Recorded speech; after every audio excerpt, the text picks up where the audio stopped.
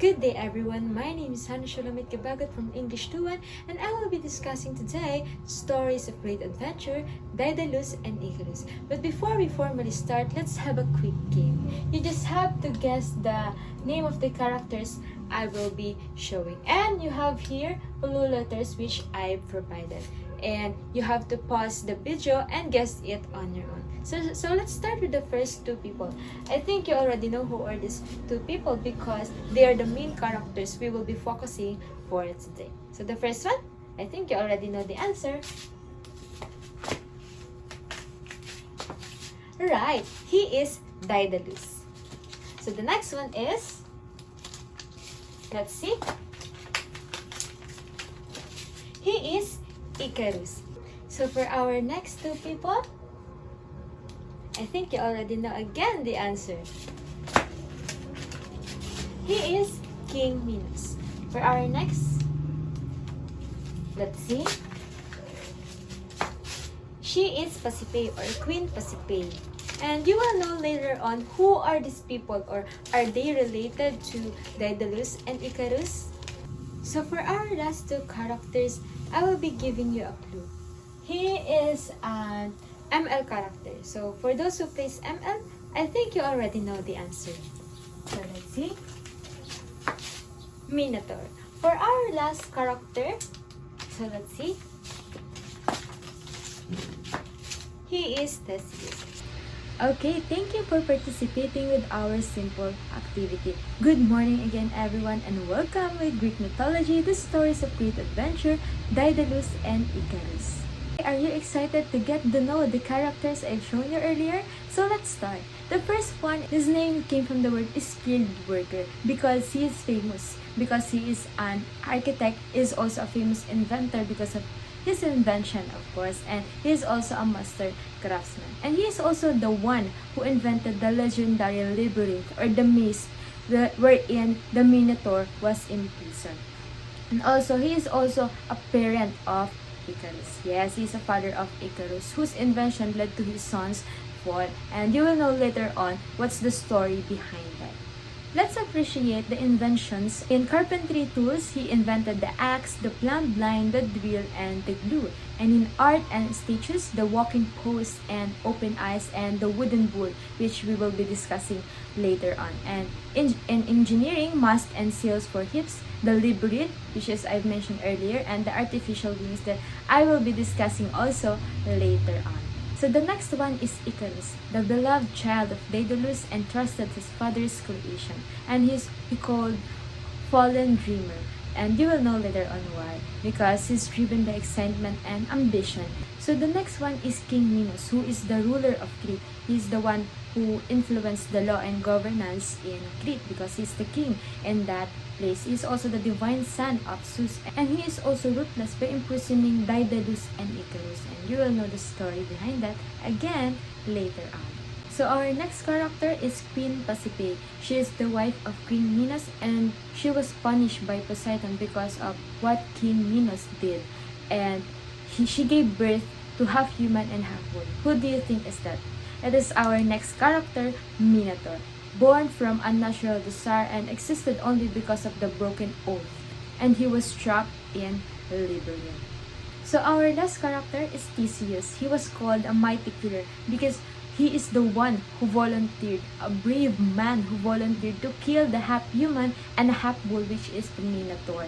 And after he killed the Minotaur, he escaped the Crete with Ariadne, which is the daughter of King Minos and Queen Pasiphae, and he rescued the Athenian youths, enchanting the fate of Athens, and you will know later how and why.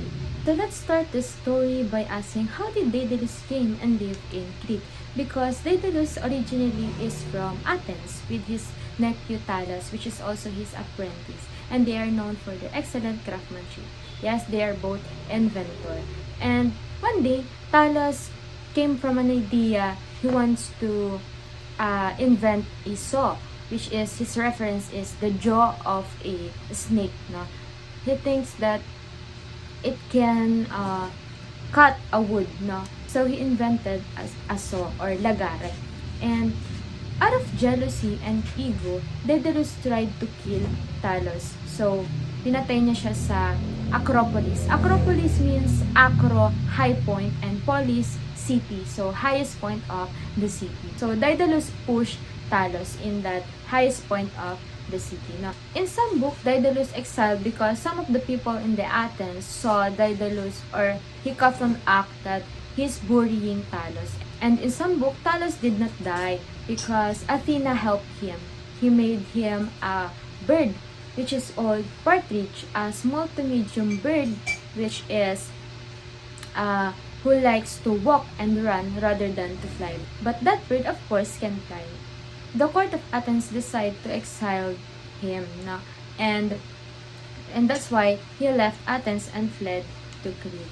And if you're going to be a king or a queen in a city, it's hard for you to accept a person who has an history of killing his own family. In order for him to accept by King Minos, he offered his skill. He offered to be his inventor. So King Minos saw that potential of Daedalus, so that he accepted Daedalus, and he became a chief architect and an inventor for King Minos. So, and in Crete, Daedalus met Nucrete, which is a slave inside the temple of King Minos, or inside the palace of King Minos. And he is also the mother of Icarus. They make love, and she gave birth to Icarus.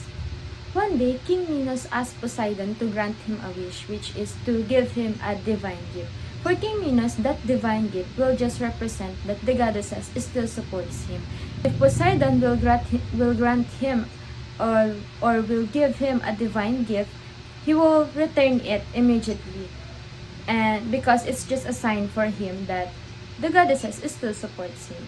So Poseidon gave him a sacred white bull. But King Minos broke his promise. He kept the sacred white bull, which is angering Poseidon. And as a punishment, Poseidon cursed Minos' wife, which is Pasiphae. The question is, why do you think Poseidon cursed Pasiphae? Why he didn't just kill Minos? It's because he wants to suffer Minos. If he will kill Minos, he will just die without suffering, and papalitan lang siya as a hari. So he cursed Pasiphae so that King Minos will suffer in pain. No? So he cursed Pasiphae by being in love in that living white bull. Yes, Pasiphae got in love in that white bull. And because that white bull is a bull, he don't want he can't be in love in people. He just want to eat them or saktan lang sila. That white bull is not interested sa mga tao.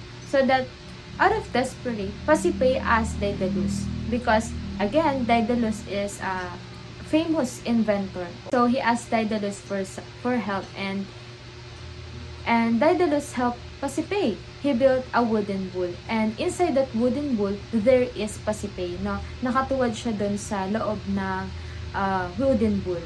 And when the white bull saw the wooden bull, they think that wooden bull is alive or totoo yun.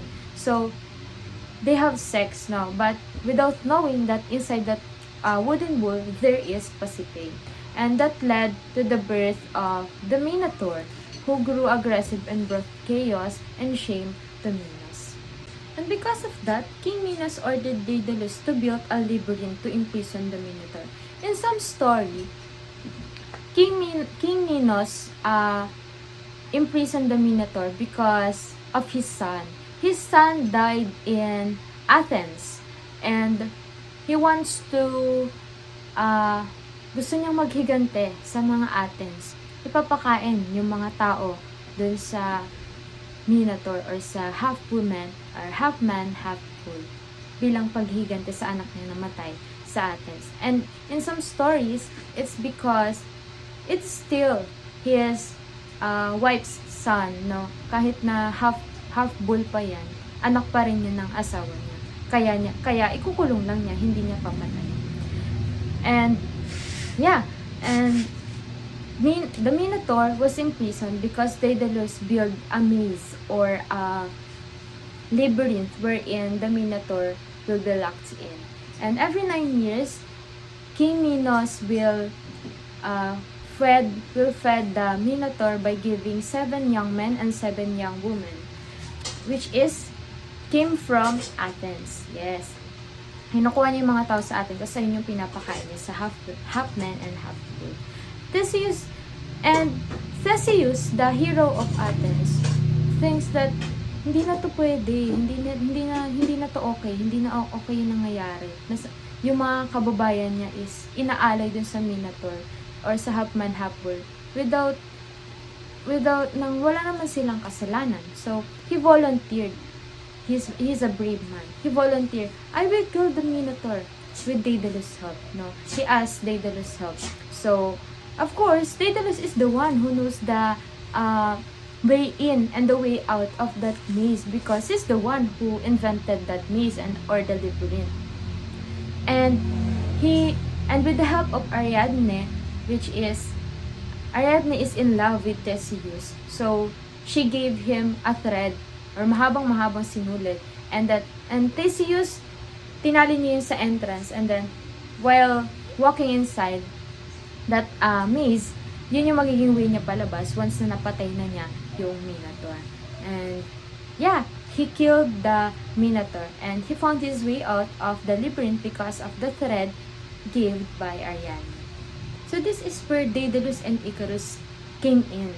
Because King Minos was furious about Theseus' escape, no? Hindi niya kasi alam na si Daedalus yung nagturo ng way. But he overthinks that, what if chinichika na ni Daedalus yung way in and way out at malaman ng mga tao yung way in and way out dun sa maze? E di, malalaman na ng lahat.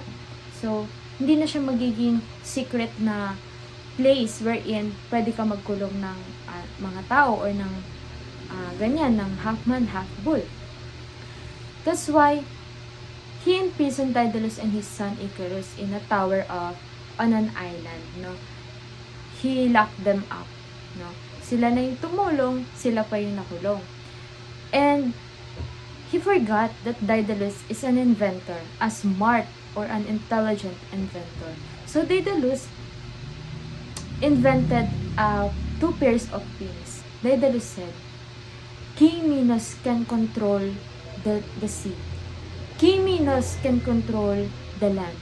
But King Minos can control the air. Because there's no airplane in those times, no? So King Minos can say that, isarado niyo yung terminal number 1. There's nothing like that, no?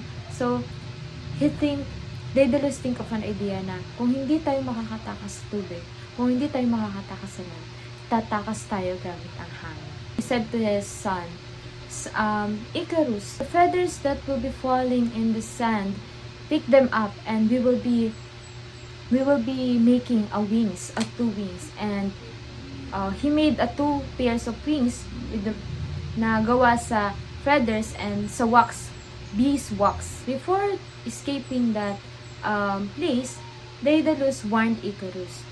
He said, Icarus, don't fly too low because above the sea there's a strong wind that might pwede kang tangayin. And don't fly too high because the sun might melt the wax. When Icarus fly and if he thinks that, oh, my feet doesn't touch the floor anymore, he felt more excited. He felt more overconfident. So he fly high and high when he didn't notice that he is too close to sun.